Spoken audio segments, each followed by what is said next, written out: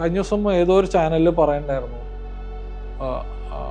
Aliens ആണ് മുരുകൻ, പുറത്തുനിന്നുള്ള വന്ന ആളാണ്, വിവരക്കേടിന്റെ ആസ്ഥാനമാണ്. ഗണപതിയോട് എനിക്ക് താല്പര്യമില്ലായിരുന്നു, ഒട്ടും താല്പര്യമില്ലായിരുന്നു. അപ്പം ആൾക്കാർ പറയും, ഇവിടുത്തെ ഉള്ള ആൾക്കാരൊക്കെ പറയും ഗണപതിനെ പ്രാർത്ഥിച്ചില്ല മറ്റൊന്നോർച്ചാന്ന് പറയും. സമയമാകുമ്പോൾ ഓരോ സ്ഥലത്ത് സന്ധിക്കും, അത് നീ പോലും അറിയാണ്ട് സംഭവിച്ചുകൊണ്ടേയിരിക്കുന്നു. ഞാൻ പറഞ്ഞു അതിൻ്റെ ആ ഒരു സോള് അദ്ദേഹത്തിൻ്റെ ശരീരത്തിലുണ്ടോ. അപ്പോൾ തിരുച്ചെന്തൂരുള്ളതും പഴനിയിലുള്ളതും എല്ലാം മുരുകനാണ്. പക്ഷെ നിങ്ങൾ എവിടെ ചെന്നാലും എങ്ങനെ ചെല്ലുന്നു എന്നുള്ളതിനാണ് പ്രാധാന്യം. അമ്മ ആരോടാ, അമ്മയുടെ വ്രതം ശുദ്ധവും വ്യക്തവും സ്പഷ്ടമാണെങ്കിൽ അമ്മ ആരോടാ പറഞ്ഞിരിക്കണെന്നുള്ള ഓർമ്മ വേണം, നമുക്കൊരു പ്രശ്നം ഉണ്ടാവില്ല.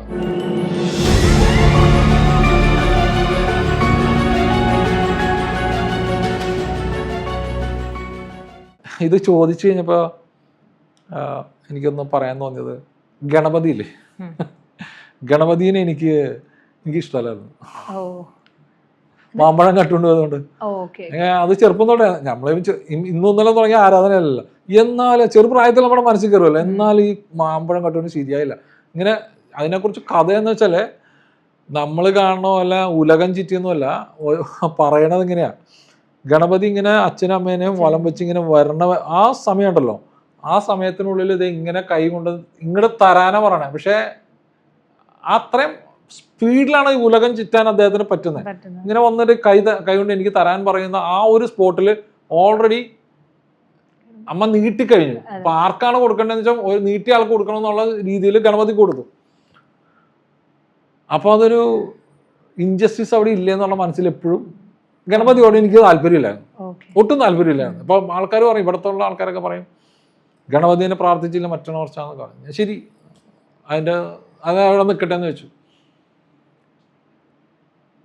നമ്മൾ വളർന്ന് വലുതായി ബിസിനസ് വരെയൊക്കെ ആയിട്ട് മുന്നോട്ട് പോയി. അപ്പോൾ ബോംബെ ചെല്ലുമ്പോൾ എല്ലാവരും പറയും മറ്റേ ഗണപതി, അവിടെയൊക്കെ ഗണപതി ബബ്ബ മൊറിയ അങ്ങനെയൊക്കെ പറഞ്ഞു കേൾക്കും. ഞാൻ ഗണപതിനെ അവിടെ ചെന്നപ്പോഴേക്കും എന്നോട് ആണ്ടവൻ വിളിച്ചു പറയണ്ട, സിദ്ധി വിനായകൻ്റെ അടുക്ക് ചെല്ലാൻ. ഞാൻ പറഞ്ഞു പണ്ട് തൊട്ടുള്ള നമ്മൾ ടൈംസ് അറിയല്ല, അത് സംഭവം എനിക്ക് ഇഷ്ടമല്ലാത്തൊരു കേസാണല്ലോ. അപ്പം ഇപ്പോൾ അപർണയായിട്ട് സംസാരിക്കണ പോലെ ഞങ്ങൾ ഇടയ്ക്കും സംസാരിക്കും, ഒരു സൗഹൃദ സംഭാഷണം. അപ്പം എന്നോട് പറഞ്ഞു അവിടെ ചെല്ലാൻ പറഞ്ഞ് നീ അങ്ങ് ചെന്നാൽ കൂടുതൽ വർത്താനം പറഞ്ഞു, നിന്നെ ഗണപതി എങ്ങനെ സ്വീകരിക്കണേ നീ നോക്കിക്കോളാൻ പറഞ്ഞു. അപ്പോൾ അതൊരു ഭയങ്കര ഒരു പറഞ്ഞ പിന്നെ അപ്പം തന്നെ അനുസരിക്കുക എന്നുള്ള ഭയങ്കര ക്യൂ ആണ് ബോംബെയിലെ സിദ്ധിവിനായകൻ്റെ അടുത്ത്. എൻ്റെ കൂടെ വേറൊരു രാജേഷ് എന്ന് പറഞ്ഞ കക്ഷി ഉണ്ടായിരുന്നു. ഞാൻ ഇയാളോട് പറഞ്ഞേ, താൻ എൻ്റെ പുറകെ നിന്നോളാം, ഞാൻ പുറകെ വിട്ടോളാം, ഒരാളും തടയില്ല, 2 സെക്കൻഡ് കഴിഞ്ഞാൽ തന്നെ പിടിച്ച് പുറത്താക്കുന്നു. ശരിയെന്ന് പറഞ്ഞു. ഞാനങ്ങ് നടന്നു പോയിട്ട് അവിടെ ഫുൾ ക്യൂ സെക്യൂരിറ്റി, അവിടെ അകത്തേക്ക് ഒരാളും തടഞ്ഞില്ല. ഇൻഫോർമേഷൻ കിട്ടി തടയില്ല, നീ കയറി പോയിക്കോളാനാ. കയറി പോയ അതൊക്കെ ടെസ്റ്റിമോണിയലോ വല്ല കാണിക്കാം. കയറി അതൊക്കെ ശേഷം ഞാൻ അവിടെ ചെന്ന് നിന്നപ്പോൾ ആ സമയത്ത് ഗണപതി എന്ന് പറഞ്ഞ ആ ഒരു സ്വരൂപം അല്ലെങ്കിൽ എനർജി നമ്മളിലേക്ക് വരികയാണ്. ആ സ്നേഹം നമ്മൾ കാണുമ്പോൾ ഇവർ തമ്മിൽ യാതൊരു ബന്ധവും ഒരു പിണക്കൂലെന്ന് എനിക്ക് അന്ന് മനസ്സിലായത്. കാരണം വെച്ചാൽ സഹോദര സ്നേഹം, എന്ത് എന്നെ ഇങ്ങനെ ചേർത്ത് നിർത്താന്നറിയില്ലേ, അതുപോലത്തെ മുരുകൻ കമ്മ്യൂണിക്കേറ്റ് ചെയ്യണ പോലെ തന്നെ ഞാൻ നിന്റെ കൂടെ വരുന്നുണ്ടെന്ന് പറഞ്ഞിട്ട് വരികയാണ് ഫീല്. അത് കഴിഞ്ഞ ശേഷം എന്ന് ഞാൻ ബോംബെ ചെന്നോ അന്ന് ഇവിടെ വരാണ്ട് പോകരുതെന്ന് പറഞ്ഞു. പിന്നെ എനിക്ക് കഴിഞ്ഞ വർഷം ഞാനായിട്ട് ഒരു മാസത്തിലും 4-5 പ്രാവശ്യം ബോംബെ പോകേണ്ടി വന്നു. ഈ പ്രാവശ്യം ആ പോണ പോക്കിലൊക്കെ എനിക്ക് ഇതേ ട്രീറ്റ്മെൻറ്റാണ്. ആ ട്രീറ്റ്മെൻറ്റ് എനിക്ക് പറയാൻ കാരണം വെച്ചാൽ എനിക്കപ്പോൾ പുള്ളിയായിട്ട് സ്നേഹം കൂടി വന്നപ്പോൾ മുരുകനുണ്ടല്ലോ, അപ്പോൾ ഒരു ബ്രദേഴ്സ് തമ്മിലുള്ളൊരു ഞാൻ ചെല്ലുമ്പോൾ അദ്ദേഹം ആ ഒരു സ്നേഹമാണോ കാണിക്കാൻ എനിക്കറിയില്ല. പ്രാർത്ഥിച്ചുകൊണ്ടിരിക്കുമ്പോൾ ഞാൻ എപ്പോഴോ ധ്യാനത്തിലിരിക്കുന്ന സമയത്ത് എൻ്റെ മൊബൈൽ വീണുപോയി. മൊബൈൽ എൻ്റെ നിന്ന് പോയി. മൊബൈൽ പോയിട്ട് ആ മൊബൈൽ അന്വേഷിച്ച് നടക്കാൻ തുടങ്ങി. കാര്യം അതിലാണ് എൻ്റെ ടിക്കറ്റ്, തിരിച്ചു പോകാനുള്ള കാര്യങ്ങളെല്ലാം തിരിച്ചു പോകണം. പിന്നെ അവസാനം എല്ലായിടത്തും അലഞ്ഞിരിഞ്ഞു. അപ്പം നമ്മൾ എവിടെയെങ്കിലും വെച്ചോ ഒന്നും രക്ഷയില്ല. ലാസ്റ്റ് ആണ്ടവനോട് തന്നെ ചോദിക്കാനുള്ള നിവൃത്തിയുള്ളൂ. കാര്യം എനിക്ക് കണ്ടുപിടിക്കാൻ പറ്റണല്ലോ. നീ പ്രാർത്ഥിച്ചുകൊണ്ടിരിക്കുമ്പോൾ എൻ്റെ മൊബൈൽ ഹുണ്ടികയിലേക്ക് പോയിട്ടുണ്ടെന്ന് തോന്നുന്നു. ഓക്കെ അതായത് മറ്റേ മനസ്സിലായി. കാണിക്കാൻ വീണത്. അതിൽ നിന്ന് ഞാൻ എങ്ങനെ എടുക്കും? ഞാൻ പറഞ്ഞു എൻ്റെ മൊബൈൽ പോയി. അപ്പോൾ അവർ പറയണേ ഇനി 15 ദിവസം കഴിഞ്ഞാൽ ഓപ്പൺ ചെയ്യാൻ സമയത്ത് എടുത്തരാമെന്ന്. ഞാൻ പറഞ്ഞു എനിക്ക് പോകണ്ടാണ്. അപ്പോൾ തന്നെ അവർ പറഞ്ഞു മുകളിൽ ചെന്ന് ചോദിച്ചു നോക്ക്. അപ്പോൾ തന്നെ മുകളിൽ ചെന്ന് കഴിഞ്ഞപ്പോഴേക്കും അവർ പറഞ്ഞത് ഇന്ന് കിട്ടത്തില്ല, അവർ അഡ്മിനിസ്ട്രേറ്ററിൽ അങ്ങനെ കുറേ കാര്യങ്ങൾ നടക്കാത്ത കാര്യമാണ്, നടക്കില്ല, ഇന്ന് നിങ്ങളിവിടെ നിൽക്കണ്ട, പോയിക്കോളാൻ പറഞ്ഞു. ഞാൻ പറഞ്ഞ എൻ്റെ കയ്യിൽ ടിക്കറ്റൊക്കെ ഇതിലാണ്, ഇമ്പോസിബിൾ. അപ്പോൾ ഞാൻ അവിടെ ഇരുന്നു. ഇത് ചോദ്യങ്ങൾ പിന്നെ ഇദ്ദേഹത്തിനോടാണ്. പറഞ്ഞ എനിക്കിങ്ങനെ പ്രശ്നമുണ്ടല്ലോ. അപ്പോൾ പറഞ്ഞ് ഗണപതിനെ വിളിച്ച് കാര്യം പറ. ഗണപതി എന്ന് പറഞ്ഞാൽ നമ്മൾ പറയാം ഗണപതി എന്നൊക്കെ പറയാം, പക്ഷെ ആ എനർജിയെ വിളിച്ച് സംസാരിക്കടാ എന്നാ പറഞ്ഞത്. എൻ്റെ സഹോദരനാണ് ശരിക്കും. ഇദ്ദേഹം നമ്മളെല്ലായിടത്തും പറയുന്നത് ഗണപതി മൂത്താണ്, ശരിക്കും മുരുകൻ്റെ അനിയനാണ്. മുരുകൻ്റെ അനിയനാണ്. അപ്പോൾ അവിടെ വിളിച്ച് സംസാരിക്കടാന്ന് പറയണേ. ഞാനപ്പോൾ പറഞ്ഞ് നടക്കില്ലെന്ന് പറഞ്ഞ് തിരിച്ചിറങ്ങാൻ നേരത്ത് ഞാൻ 2 മിനിറ്റത്തേക്ക് എന്നാലും ഗണപതി ബബ്ബ എനിക്കൊരു വെട്ടിൻ്റെ പണിയായിപ്പോയല്ലോ. ആ പറഞ്ഞ നിലത്തേക്ക് ഇറങ്ങണമല്ല എന്നോട് പറഞ്ഞ് തിരിച്ചു കയറി തരാൻ പറഞ്ഞു. ഒരാൾ വിളിപ്പിച്ചു, അവിടെ ഇരിക്കാൻ പറഞ്ഞു. ഒരു VIP ട്രീറ്റ്മെൻറ്റ് പോലെ അവരുടെ ചായ വേണോ ജ്യൂസ് വേണോ എന്നൊക്കെ ചോദിച്ചു. ഞാൻ പറഞ്ഞു ഒന്നും വേണ്ട, എനിക്ക് മൊബൈൽ കിട്ടിയാൽ കുറച്ച് വെയിറ്റ് ചെയ്യും. അവരെവിടെയും കണ്ടുള്ളൊരു ഇവർ അഡ്മിനിസ്ട്രേഷൻ സെക്ഷൻ ഉണ്ട്, അതൊരു ദേവസ്വം പോലെ തന്നെ. അവർ വരാമെന്ന് കുറച്ചു നേരം വെയിറ്റ് ചെയ്യാൻ പറഞ്ഞു.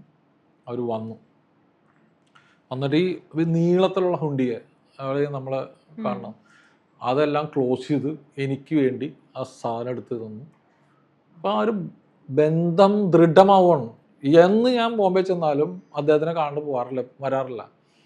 പിന്നെ ഈ കിടക്കുന്ന ഒരു രുദ്രാക്ഷം ഉണ്ടല്ലോ, ആ രുദ്രാക്ഷത്തിൻ്റെ ഒരു കഥയുണ്ട്.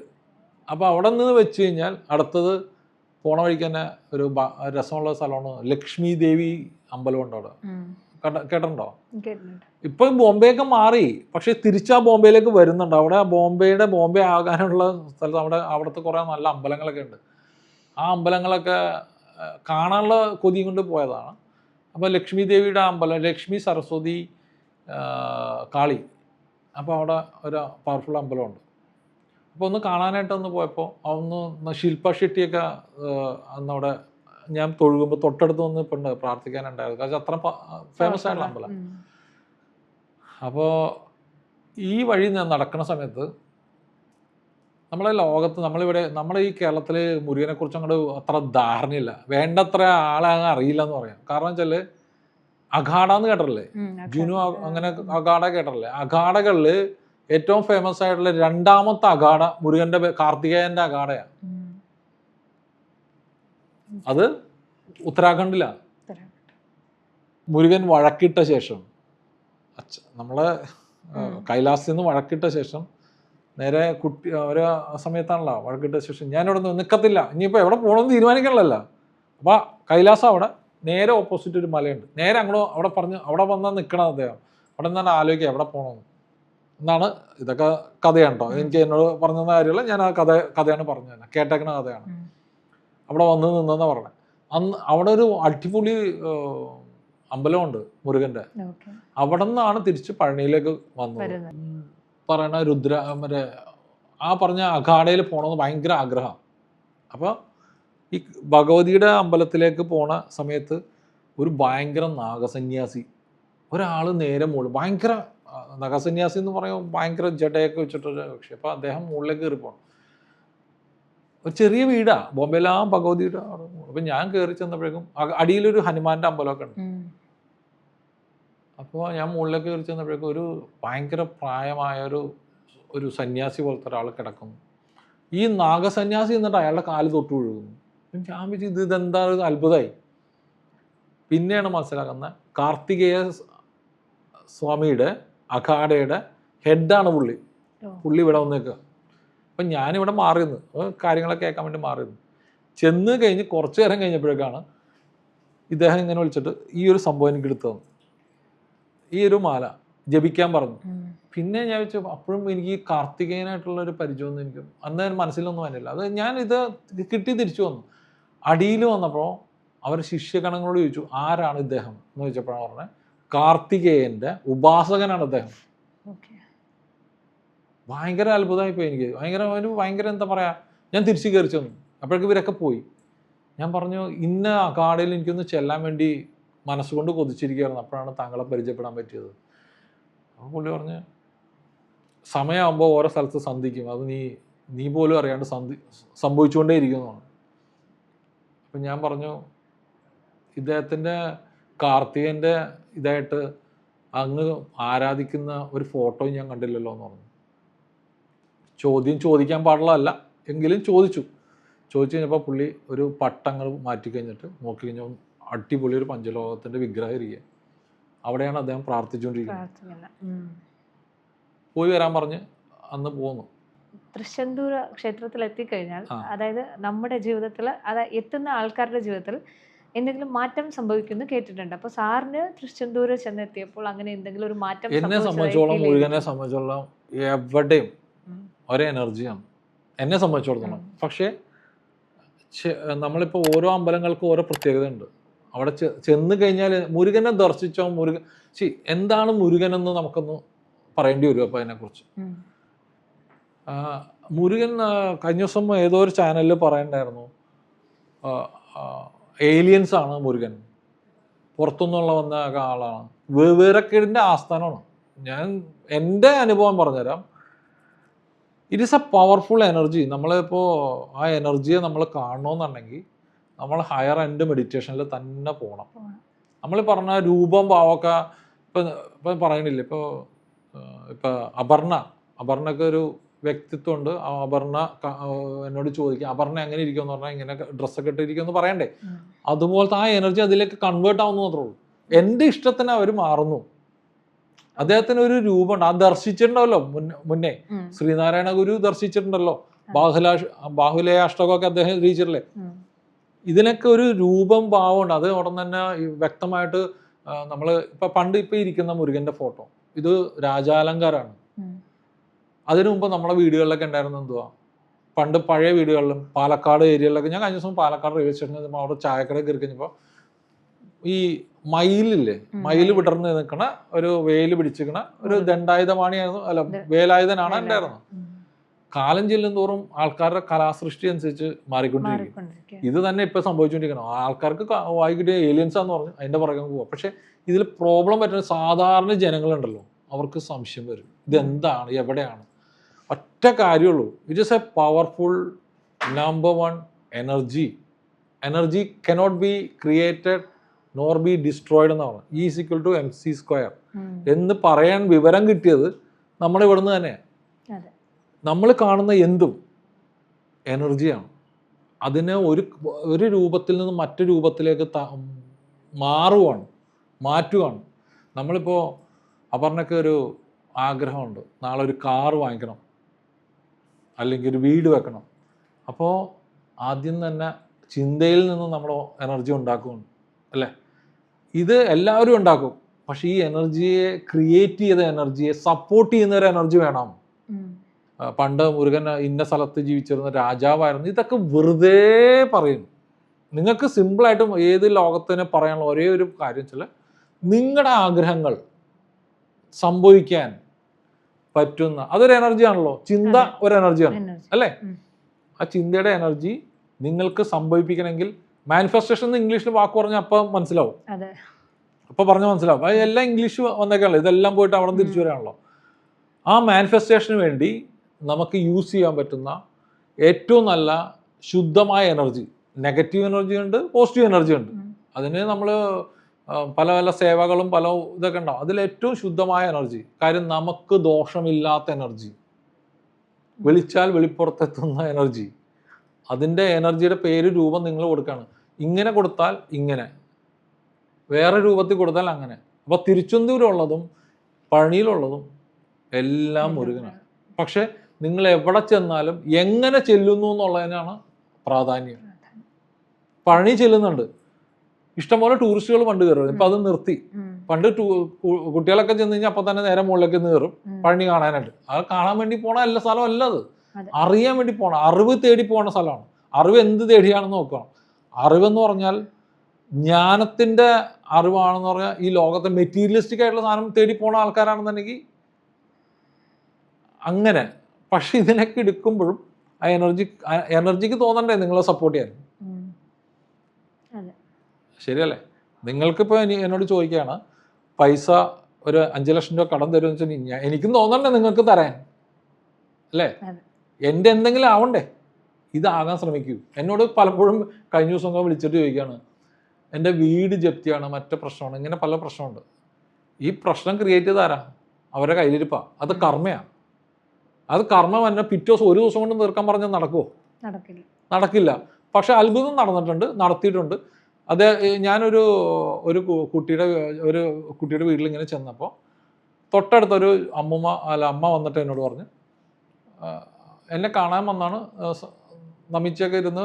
അപ്പം ഞാൻ പറഞ്ഞു, എന്തോ ഒരു വിഷമമുണ്ടല്ലോ, പറയാൻ വിഷമമുണ്ടല്ലോ എന്ന് പറഞ്ഞു. ഇല്ല, ഞാൻ കുറച്ച് വിഷമത്തിലാണ്. ഞാൻ പറഞ്ഞു, കൂടുതലൊന്നും പറയണ്ട, ഒരു 41 ദിവസം വ്രതം എടുത്തോളം പറഞ്ഞു. 41 ദിവസം വ്രതം എടുത്തപ്പോൾ ആ വ്രതം എടുത്തപ്പോൾ ഏതിനാണെന്ന് പോലും ഇവരെന്നോട് പറഞ്ഞിട്ടില്ല. ഞാൻ പറഞ്ഞ ഒറ്റ കാര്യമാണ്, 41 ദിവസം കഴിയുമ്പോൾ നിങ്ങളുടെ വ്രതം പെർഫെക്റ്റ് ആണെങ്കിൽ നമ്മൾ തമ്മിൽ കണ്ടുകിട്ടും, അത് അദ്ദേഹത്തിൻ്റെ തീരുമാനമാണെന്ന് പറഞ്ഞു. 41 ദിവസം കഴിഞ്ഞപ്പോൾ എനിക്ക് ഭയങ്കര വിളി. അവിടെ നിന്ന് എനിക്ക് എന്തോ ഒരു കാര്യമായിട്ട്, എൻ്റെ വീടിൻ്റെ അവിടെ നിന്ന് ഭയങ്കര ദൂരം. ഞാൻ വണ്ടി എടുത്ത് ചെന്ന് കഴിയുമ്പോൾ വൈകിട്ട് ഞാൻ ഇവരെന്നെ കാണുകയും അത്ഭുതപ്പെടുകയും ചെയ്യും. കാരണം ഇവരുടെ വീട്ടിലല്ല ഞാൻ ചെല്ലേണ്ടത്, തൊട്ടടുത്ത വീട്ടിലാണ്.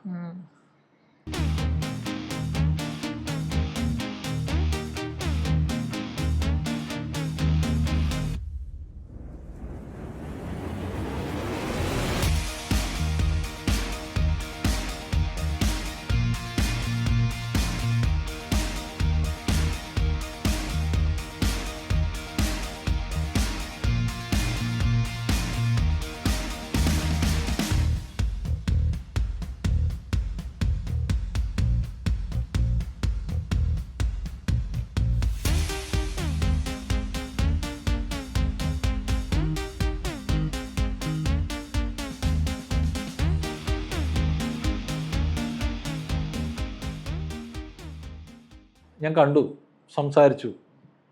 അപ്പോഴാണ് അവർ പറഞ്ഞത് ഭയങ്കര അത്ഭുതമായിട്ട് തോന്നിയത്. അന്ന് ഇവരെന്നോടൊന്നും പറയുന്നില്ല, ഇവരെ വീട് ജപ്തിയായിരുന്നു. കാരണം മകൻ എന്തോ ബിസിനസ് ചെയ്തു, മകൻ്റെ ബിസിനസ് കത്തിപ്പോയി, അതിൻ്റെ ആധാർ പ്രോബ്ലം വന്ന് ഇതിലെത്തുവാണ്. അപ്പോൾ വക്കീൽ വിളിച്ചിട്ട് പറഞ്ഞു, അങ്ങനെ അടുത്ത ദിവസം ജപ്തിക്ക് വരികയെന്ന് പറഞ്ഞു. ഈ അമ്മ ഭയങ്കര വിഷമിച്ചിട്ട് പറഞ്ഞു, എനിക്ക് ജപ്തി നടപടിയാണല്ലോ, ഇത്രയും ഞാൻ 41 ദിവസം സംഗീജി പറഞ്ഞ പോലെ വ്രതം എടുത്തിട്ടും എനിക്കൊന്നും ഇതില്ലല്ലോ, അപ്പം ഞാനിവിടെ നിന്ന് ഇറങ്ങത്തില്ല, ഇനി എന്നെ കൊണ്ടുപോകണമെങ്കിൽ ഞാനിവിടെ എൻ്റെ ശവം ഇവിടെ നിന്ന് കൊണ്ടുപോകുള്ളൂ. അമ്മയെ പറഞ്ഞു, അമ്മ ആരോടാ, അമ്മയുടെ വ്രതം ശുദ്ധവും വ്യക്തവും സ്പഷ്ടമാണെങ്കിൽ അമ്മ ആരോടാ പറഞ്ഞിരിക്കണമെന്നുള്ള ഓർമ്മ വേണം, നമുക്കൊരു പ്രശ്നം ഉണ്ടാവില്ല എന്ന് പറഞ്ഞു. അതായത് വെള്ളിയാഴ്ച ദിവസമാണ് ഇത് അറിയുന്നത്, ശനി ഞായർ ബാങ്ക് അവധി, തിങ്കളാഴ്ച സബ്മിറ്റ് ചെയ്താലും നടക്കില്ല, ചൊവ്വാഴ്ചയെ മുഹറം, ബുധനാഴ്ച വിഷു, അതിന് തൊട്ടടുത്ത ജപ്തി 16-ാം തീയതി, സമയമില്ല. പിന്നെ ഇവർ ഭയങ്കര കരച്ചിലും പിടിച്ചിലൊക്കെ ആയി. അവസാനം ഒറ്റ പ്രോബ്ലം ഉള്ളൂ, ആ ടൈമായപ്പോൾ വരാനുള്ള ആൾക്കാർക്ക് വരാൻ പറ്റിയില്ല, ചില പ്രോബ്ലംസ് അസൗകര്യങ്ങൾ ഉണ്ടാക്കി. അതിപ്പോൾ എങ്ങനെ ഉണ്ടായി എന്നുള്ളത് നമ്മൾ അന്വേഷിക്കേണ്ടതല്ല, അത് അദ്ദേഹത്തിൻ്റെ കഴിവാണ്. ഉണ്ടാക്കി ആ ദിവസം മാറി കഴിഞ്ഞപ്പോഴേക്കും പിന്നെ കഴിഞ്ഞ് സമയം കിട്ടും. പിന്നെ അവരപ്പോൾ നമ്മുടേതായ അവർക്ക് അഡ്വക്കേറ്റ് ലീഗലി പോകാനുള്ള സമയം കിട്ടി, അത് രക്ഷപ്പെട്ടു. അപ്പം ഇതെങ്ങനെ ഉണ്ടാവണം, ആ എനർജിക്ക് തോന്നണം. നമ്മളെല്ലാവരും മുരുക എന്ന് വിളിക്കുമ്പോൾ ആ എനർജിക്ക് തോന്നണം. അല്ലാണ്ട് ഇപ്പോൾ ഞാനവിടെ ചെന്നിട്ട് അദ്ദേഹത്തിൻ്റെ ഞാൻ അമ്പലത്തിൽ പോയി കഴിഞ്ഞാൽ നാളെ തന്നെ എനിക്ക് എല്ലാം കിട്ടുന്നു ഒരാളും പ്രതീക്ഷിച്ച് ചെല്ലണ്ട. നമ്മുടെ കൺസെപ്റ്റ് അതാ, ഞാൻ ഇത്രയും ദിവസം തന്നെ ചെന്നല്ലോ, എനിക്ക് നാളെ റിസൾട്ട് ഇല്ലല്ലോ. പിന്നെ നന്ദികേടുകൾ ഇഷ്ടം പോലെ ഉണ്ട് കേട്ടോ. ഞാൻ നേരത്തെ ഒരു +2 കുട്ടിയുടെ കാര്യം പറഞ്ഞില്ലേ, ആ കുട്ടിയുടെ റിലേറ്റീവ് ഉണ്ട്. അപ്പം ആദ്യം ആ റിലേറ്റീവ് ഇവരെക്കാളും കുറച്ചും കൂടി പ്രായമുള്ളതാണ്, അവർക്ക് ബോംബെയിൽ ജീവിക്കണം. ആദ്യം ഈ കുട്ടീനെ വിളിച്ചിട്ട് പറഞ്ഞു, നീ ഇങ്ങനെ ഒന്നും വിശ്വസിക്കണ്ട, നിനക്കൊന്നും പണിയൊന്നുമില്ലേ, അതൊക്കെ വെറും തട്ടിപ്പാണ്.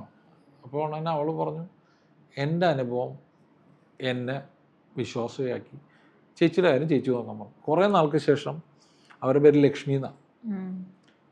ഈ പറഞ്ഞ അവരുടെ കല്യാണം എന്ന് കഴിഞ്ഞിട്ടില്ല, ഒരു എന്നെ കണ്ടപ്പോൾ ബോംബെയിൽ നിന്ന് ഇവരുടെ വീട്ടിൽ വെച്ച് കണ്ടപ്പോൾ, സംഗീത്ജി എനിക്ക് കല്യാണം ആയിട്ടില്ല, 27 വയസ്സായി, പിന്നെ ജോലിയും ആയിട്ടില്ല. ഞാൻ ചോദിച്ചു വെളുപ്പിനെ എണീക്കാൻ പറ്റുമോ? സംഗീത്ജി പറഞ്ഞു എന്തും ചെയ്യാം, 41 ദിവസം വെളുപ്പിന് 3 മണിക്ക് എണീക്കാൻ പറ്റുമെന്ന് ചോദിച്ചു. എനിക്കാന്ന് പറഞ്ഞു. ബാക്കി കുറച്ച് മന്ത്രങ്ങളും കാര്യങ്ങളുണ്ട്, ഞാൻ പറഞ്ഞു കൊടുത്തു. അപ്പോൾ ഇവരിത് എണീറ്റു, പ്രാർത്ഥിച്ചു. അപ്പോൾ ഇവരമ്മ പറഞ്ഞേ ഇവനെ കൊണ്ടൊന്നും പറ്റത്തില്ല, കാര്യം ബോംബെയിൽ എനിക്കണ നേരം വെളുക്കണ 10 മണി 11 മണിക്കാണ്, ചെയ്യത്തില്ല എന്ന് പറഞ്ഞു. ഞാൻ പറഞ്ഞു ഇവർ ചെയ്യും, ഇവർക്ക് എവിടെയാണോ ജോലി കിട്ടേണ്ടത് ആ ജോലി കിട്ടേണ്ട സ്ഥലത്തിൻ്റെ പിക്ചർ എനിക്ക് അയച്ചു തരാൻ പറഞ്ഞു. പിക്ചർ അയച്ചു തന്നു. 30 ദിവസം കഴിഞ്ഞപ്പോഴേക്കും പറഞ്ഞു, നിരാശനായിട്ട് പറഞ്ഞു ഒന്നും ആയില്ല എന്ന് പറഞ്ഞു. 41 ദിവസം കഴിഞ്ഞപ്പോഴേക്കും കോൾ വന്നു, 45,000 രൂപ കൊടുത്ത് ഒരു ഷിപ്പിംഗ് കമ്പനിയിൽ ജോലി കിട്ടി. ആദ്യം കുറേ നാൾ നമുക്കൊരു സിസ്റ്റം ഉണ്ട്, ആ സിസ്റ്റം ഫോളോ ചെയ്ത്. ഇപ്പോൾ അത് കഴിഞ്ഞ ശേഷം ഞാനത് പറഞ്ഞു, നിങ്ങൾക്ക് കിട്ടുമ്പോഴേ നിങ്ങൾ ആ കിട്ടുന്നതിലൊരു പങ്ക് കൊടുക്കണം, അതിൽ 1/2 ശമ്പളം മാറ്റി വെക്കണം. നമ്മൾ ഒരുപാട് പേർക്ക് കാര്യങ്ങൾ ചെയ്തിട്ടുണ്ട്, അതുകൊണ്ട് മാറ്റി വെക്കണം എന്ന് പറഞ്ഞു. ജോലിയൊക്കെ കിട്ടിക്കഴിഞ്ഞപ്പോഴേക്കും അവർ പറഞ്ഞു 1000 രൂപ ഞാൻ മാറ്റി വെച്ചിട്ടുണ്ട്. ഞാൻ പറഞ്ഞു ഒന്നും കുഴപ്പമില്ല, ഒന്നും വേണ്ടിയില്ല, അതവിടെ നിൽക്കട്ടെ, മാറ്റി വെക്കണം എനിക്ക് വേണ്ടിയല്ല. ഇവിടെ ഞങ്ങൾ എല്ലാ പ്രാവശ്യവും അന്നദാനവും കാര്യങ്ങളൊക്കെ ഒരുപാട് കാര്യങ്ങൾ ചെയ്യാൻ, അന്നദാനം, പിന്നെ അമ്മമാർക്ക് എല്ലാവർക്കും എല്ലാം കൊടുത്തുകൊണ്ടിരിക്കും. അപ്പം ഇവരങ്ങ് മറന്നു, പിന്നെ മിണ്ടിയില്ല. പിന്നെ കുറച്ച് നാൾ കഴിഞ്ഞപ്പോൾ എന്ത് പറ്റുമെന്നറിയോ, ഈ കുട്ടി ഈ സിസ്റ്റം തന്നെ ബ്രേക്ക് ചെയ്തു. അപ്പം എന്താ പ്രോബ്ലം വെച്ചിട്ടുണ്ടെങ്കിൽ കാര്യം നടന്നു വേണ്ട, അത് തെറ്റാണ്, അത് ഭയങ്കര നെഗറ്റീവ് ഇമ്പാക്റ്റ് ഉണ്ടാക്കും. അത് ഞാനായിട്ട് പറഞ്ഞല്ലോ, അത് ഉണ്ടാക്കും. ഞാൻ പറഞ്ഞ സിം കാർഡ് ഊരി എന്തായിരിക്കും, പിന്നെ വർക്കാവില്ലല്ലോ. അത് അതിലേക്ക് എത്തിച്ചിട്ട് പിന്നെ ആൾക്കാർ വരും, അത് പ്രശ്നമാണ്. എന്ത് ചെയ്യുന്നോ അത് ജീവിതകാലം മുഴുവൻ ഗുരുസ്ഥാനീയമായിട്ട് തന്നെ കൺസിഡർ ചെയ്തിട്ട് പോകണം. അപ്പോൾ ചിലർ സാധന പോലെ കൊണ്ടുപോകണം. കിട്ടിയതല്ലേ, ഒരു കാര്യം നമുക്ക് ഗിഫ്റ്റ് ആയിട്ട് കിട്ടിയതല്ലേ, അപ്പോൾ അതിന് നോക്കണ്ടേ. അപ്പോൾ അത് വളരെ ഇമ്പോർട്ടൻ്റ് ആയിട്ടുള്ള ഒരു കാര്യമാണ്. സാർ ഇത് പറഞ്ഞപ്പോഴാണ് എനിക്ക് ഒരു സംശയം. അതായത് ഞാൻ ഇതിനെ കേട്ടിട്ടുണ്ട്, സെൽപ്പട്ടഴിന്തത് സെന്തൂർ വയലിന് ഒരു തിരുപ്പുഴ ഈ മുരുകൻ്റെ, അത് ജപിച്ചാൽ നമ്മൾ നിത്യവും അത് മന്ത്ര സാധന ചെയ്താൽ തലവര മാറാൻ കഴിയും എന്ന് കേട്ടിട്ടുണ്ട്. അത് എങ്ങനെയാണ്, അത് അതിനെപ്പറ്റി സാറിൻ്റെ ഒരു അഭിപ്രായം എന്താണ്? ഇപ്പോൾ ഒരു അപർണയ്ക്ക് മുരുകനെക്കുറിച്ച് അറിയാത്ത ഒരു കാര്യം പറയാം. നമുക്ക് ഗുരുവായൂരപ്പൻ്റെ ഇടയ്ക്കൊക്കെ ചെന്ന് ആനേനെ നടയിരുത്തിയാലോ എന്തെങ്കിലുമൊക്കെ ചെയ്തു കഴിഞ്ഞാൽ പുള്ളി സോപ്പിട്ട് കാര്യം നടത്തരും. മുരുകൻ്റെ അടുക്ക ഈ വേഷം കെട്ടൊക്കെ എടുത്ത് അങ്ങോട്ട് ചെന്ന് കഴിഞ്ഞാട്ടല്ല, അങ്ങോട്ട് മാറിയിക്കെന്ന് പറയും. അത് ഏതും ഇപ്പം നമ്മളിപ്പോൾ ഒരു മന്ത്രം നമ്മൾ പറഞ്ഞു കൊടുക്കുകയാണെന്ന് വെച്ചോ, ആ മന്ത്രം അല്ലെ ആ ദീക്ഷ അദ്ദേഹം പറഞ്ഞിട്ടാണല്ലോ, അത് ഫോളോ ചെയ്ത് സിസ്റ്റമാറ്റിക് ആയിട്ട് ചെയ്യുന്ന ആൾക്കാർക്ക് ഒരു സംശയമില്ല, കൃത്യമായിട്ട് പോകും.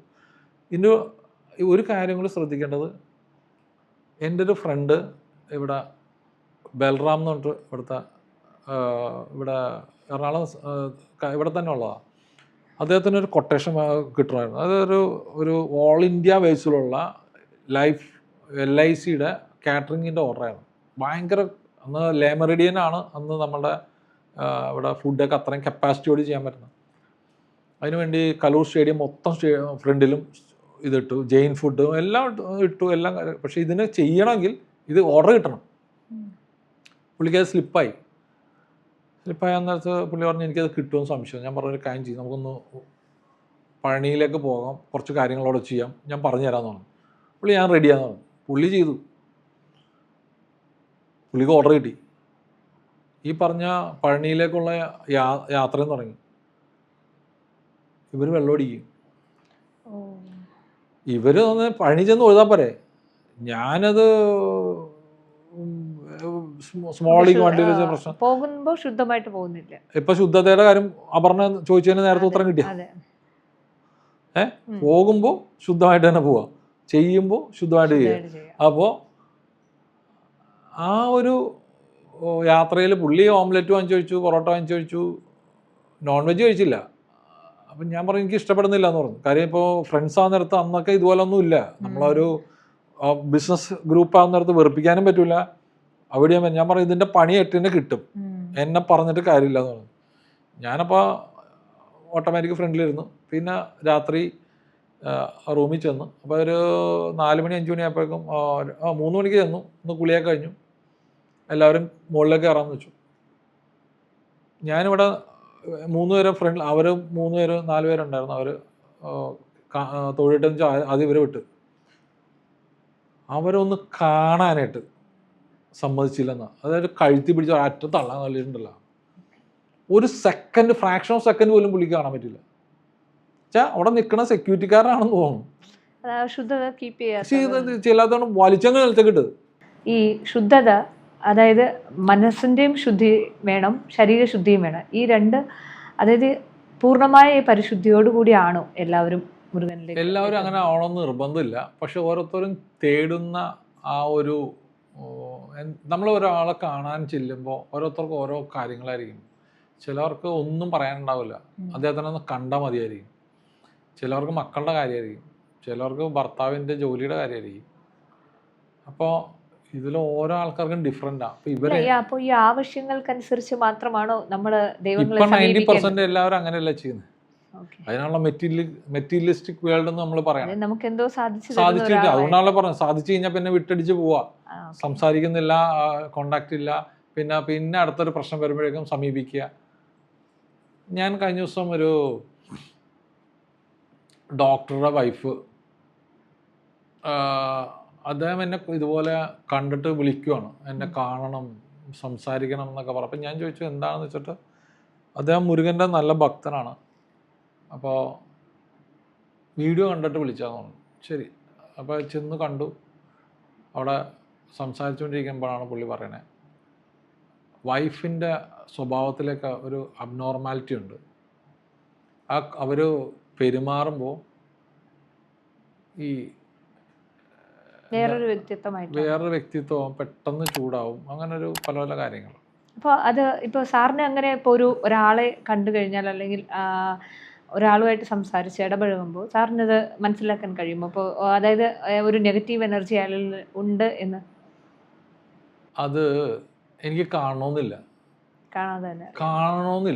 അതായത് ആ ഒരു വ്യക്തി കറക്റ്റായിട്ട് ആപ്റ്റായിട്ടുള്ളൊരു വ്യക്തിയാണ്, ഡിസർവ് ചെയ്യുന്നൊരു വ്യക്തിയാണെങ്കിൽ എനിക്ക് അങ്ങനെ കാണണ്ട. അതിന് കാരണം ഞാൻ ഈ സ്ത്രീയെ കണ്ടിട്ടില്ല, പക്ഷേ ഇദ്ദേഹത്തിൻ്റെ ആ ഹസ്ബൻഡ് എന്നെ കാണാൻ എത്തിയപ്പോൾ തന്നെ ഞാൻ അവരോട് പറഞ്ഞു, ഇവരുടെ കൂട്ടുകാരി അല്ലെങ്കിൽ ആ റിലേറ്റീവ് ആയിരിക്കുന്ന ഏറ്റവും അടുത്ത ഒരു ബന്ധുവായിരിക്കണം, അല്ലെങ്കിൽ ഒരു ഫ്രണ്ട് ആയിരിക്കണം. അങ്ങനെ ഒരാള് മരണം സംഭവിച്ചിട്ടുണ്ട്, അത് ആത്മഹത്യയാണോ? ഞാൻ ഡോക്ടറെ കാണുവാണ്. ഡോക്ടറെ കാണാൻ വരുന്നത് ഒരു ഭയങ്കര ഒരു സിറ്റുവേഷനിൽ വെച്ചാണ്. കാരണം ഭയങ്കര ഒരു സമയമില്ലാത്തൊരു സ്റ്റേജിൽ വെച്ച് കാണുവാണ്. അപ്പോൾ പുള്ളി പറഞ്ഞൊരു കാറിലിരിക്കാന്ന് പറഞ്ഞു. എന്നാൽ ഞങ്ങൾ കളമശ്ശേരി കുസാറ്റ് ഏരിയയുടെ അവിടെ ചെന്ന് ഞങ്ങൾ കാറിൽ, അപ്പോൾ കാറ് പാർക്ക് ചെയ്യുമ്പോൾ അത്രയും ഒരു എന്താ പറയുക, മനസ്വസ്ഥമായ സ്ഥലമല്ലല്ലോ, ഒരു റോഡ് സൈഡിൽ വെച്ച്. പറയുമ്പോൾ തന്നെ അവൻ ചോദിച്ചു, നിങ്ങളുടെ വൈഫിന് അതിൻ്റെ ആ ഒരു സോള് അദ്ദേഹത്തിൻ്റെ ശരീരത്തിലുണ്ടെന്ന്. അല്ല, ഇപ്പോഴും ഇതൊക്കെ വിശ്വസിക്കുന്നവരുണ്ടോ? അതായത് ആത്മാവ്, നമ്മുടെ വേറൊരു ആത്മാവ് നമ്മുടെ ശരീരത്തിൽ കയറുന്നുണ്ട് അല്ലെങ്കിൽ ഉള്ളിലുണ്ട് എന്ന് വിശ്വസിക്കുന്നവർക്ക് ഉണ്ടോ? തീർച്ചയായിട്ടും അതൊക്കെ ഉള്ളതാണ്. അതൊക്കെ അനുഭവിച്ച്, ഞാൻ പറഞ്ഞല്ലോ, ഞാൻ നിങ്ങളെയൊക്കെ പോലെ തന്നെ മുരുകനെ വിളിച്ചു. അത് ആ ഒരു ആനന്ദത്തിൽ പോയിക്കൊണ്ടിരിക്കുന്ന ഒരു വ്യക്തിയായിരുന്നു. അതൊരു ആരും പറയാനായിട്ടുള്ള താല്പര്യമൊന്നും നമുക്ക് ഉണ്ടായിരുന്നില്ല. പക്ഷേ അദ്ദേഹം കുറേ ക്ലാസ്സുകൾ തരും നമുക്ക്. ഇപ്പോൾ ആ ക്ലാസ്സുകളിൽ അറ്റൻഡ് ചെയ്ത് എനിക്ക് മനസ്സിലായി, നമ്മൾ ഈ കാണുന്നത്, ഞാൻ പറഞ്ഞല്ലോ, അതാ പറഞ്ഞ ബുക്കിൽ എഴുതി വെച്ചേക്കണ കൺസെപ്റ്റ് വെച്ച് ആണ്ടവനെ സമീപിക്കണ്ട. അതായത് ഇപ്പോൾ ഒരാളുടെ ശരീരത്ത് നെഗറ്റീവ് എനർജി അല്ലെങ്കിൽ വേറൊരു ആത്മാവ് ഉണ്ട്, അത് ആ ആൾക്ക് അറിയാൻ കഴിയില്ലേ? അറിയില്ല, ഓക്കെ, ഒട്ടും അറിയില്ല. നമുക്ക് അറിയാൻ ഒട്ടും സാധിക്കില്ല. കാരണം അവർ വേറെ ഡ്യുവൽ പേഴ്സണാലിറ്റി എന്നൊക്കെ നമ്മൾ പറഞ്ഞ് പറയണ അവർ ആ പേഴ്സണാലിറ്റി ആയിട്ട് മാറും, മാറും. അവർക്ക് അറിയാൻ പറ്റില്ല. അത് പിന്നെ നാളെ എന്തെങ്കിലുമൊക്കെ സംഭവങ്ങൾ അവർ ഒരു സെക്ഷനായിട്ട് എന്തെങ്കിലുമൊക്കെ അവരുടെ ശരീരത്തിലുള്ള വീണു അല്ലെങ്കിൽ അങ്ങനെയുള്ളതൊക്കെ വരുമ്പോഴേ അറിയുള്ളൂ. അത് എന്തുകൊണ്ടാണ് ഈ ചില ആൾക്കാരുടെ പുറത്ത് മാത്രം ഇങ്ങനെ വേറൊരു സോള് കയറിക്കൂടുന്നത്? എന്തുകൊണ്ടാണ് ഇപ്പം ഞാൻ പറഞ്ഞില്ല, കഴിഞ്ഞ ദിവസം നമ്മൾ ഒരു പെൺകുട്ടിയുടെ കാര്യം പറഞ്ഞില്ലേ, ആ കുട്ടി ഞാൻ അയാളുടെ ഹസ്ബൻഡ് വന്ന് ചോദിച്ചു കഴിഞ്ഞപ്പോഴേക്കും അവർ പറഞ്ഞൊരു കാര്യം, ഞാനിങ്ങനെ ഒരു ആ കുട്ടിയുടെ ശരീരത്തിൽ ഇതുണ്ടെന്ന് പറഞ്ഞു. അത് കഴിഞ്ഞ ശേഷം ഞങ്ങൾ കുറേ ദിവസം പിടിച്ചു, അദ്ദേഹത്തിന് എല്ലാത്തിനും സമയമാണെന്ന് പറഞ്ഞാൽ മീറ്റിങ്ങിന് സമയം, കൃത്യമായിട്ട് സമയം നമ്മൾ പോയി കണ്ടു. പോയി കാണുന്ന സമയത്താണ് അവിടെ മനസ്സിലാവുന്നത്, ഈ കുട്ടി എന്നോട് പറയാണ് ഇവരുടെ ക്ലോസ് ആയിട്ടുള്ളൊരു ഫ്രണ്ടായിരുന്നു ആ പെൺകുച്ച്. അപ്പോൾ അടുത്തടുക്കായിട്ട് പെട്ടെന്ന് ഇവരുടെ അമ്മൂമ്മ മരിച്ചു, അപ്പൂപ്പൻ മരിച്ചു, അമ്മായിയപ്പൻ മരിച്ചു, ഫാദറിനെ മരിച്ചു. പിന്നെ അതിന് ശേഷം ഏറ്റവും ക്ലോസ് ആയിട്ട് ഇവരെല്ലാം മനസാക്ഷി സൂക്ഷിപ്പുകാരിയായിട്ടുള്ള കുട്ടി മരിച്ചു. അപ്പോൾ അവർക്ക് 25 വയസ്സുള്ള ആ കുട്ടി മരിച്ച് സൂയിസൈഡ് ചെയ്തതാണ്. അവർ സൂയിസൈഡ് ചെയ്ത് മാത്രമല്ല, അവർ വീഡിയോ എടുത്ത് റെക്കോർഡ് ചെയ്ത് വെച്ചിട്ടാണ് ഇവർ മരിക്കുന്നത്. ഇവരിതൊക്കെ കാണുകയും ചെയ്തു.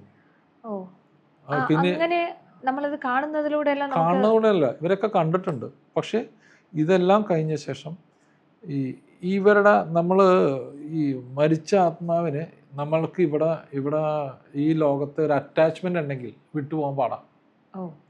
അപ്പൊ നമ്മൾ ഈ ബലിതർപ്പണമൊക്കെ ചെയ്താലും അതിന്റെ ഈ പരിഹാരങ്ങളൊക്കെ ചെയ്താലും അവരുടെ മനസ്സിലുള്ള ആഗ്രഹങ്ങൾ നടക്കണത് വരെ അവരിവിടെ ഉണ്ടാവും. അങ്ങനെ നോക്കുന്നെങ്കിൽ കൂടുതൽ വിട്ടുപോകുന്ന എല്ലാ ആത്മാക്കൾക്കും കുറെ ആഗ്രഹങ്ങൾ ബാക്കി വെച്ചിട്ടല്ലേ പോകുന്നത്. കുറെ ആഗ്രഹങ്ങൾ നടത്തിയിട്ട് അവർ പോകും, ചിലവർ പോകാണ്ട് അത് പിന്നെ ആ ഫാമിലിയെ നെഗറ്റീവായിട്ട് ബാധിച്ചുകൊണ്ടിരിക്കും.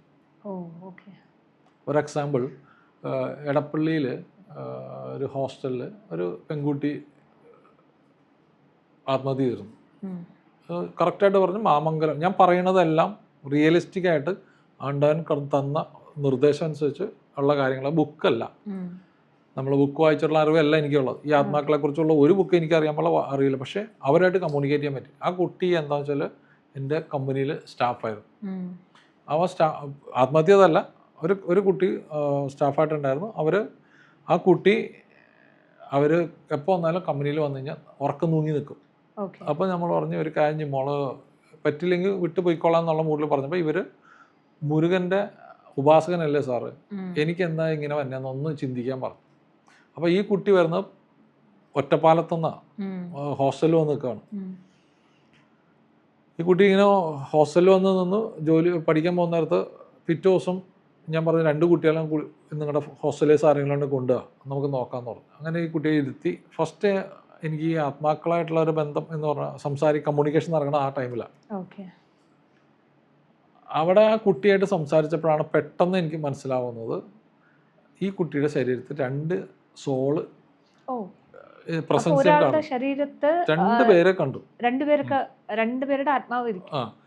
അപ്പോൾ അതിനുള്ള കാണുവാണ്. അപ്പോൾ കണ്ടു കഴിഞ്ഞ ശേഷം ഈ പറഞ്ഞ കുട്ടി ഞാൻ പുറത്തിറങ്ങി പോയിക്കോളാം ഞാൻ പറഞ്ഞപ്പോൾ തന്നെ പറഞ്ഞ് ഒന്ന് മോളെ കുറച്ചു നേരം പുറത്തേക്കാൻ പറഞ്ഞ് മറ്റുള്ള കൂട്ടുകാർ 2 പേരോട് പറഞ്ഞു ഈ കുട്ടിയുടെ ശരീരത്തിൽ 2 സോളുണ്ടെന്ന്.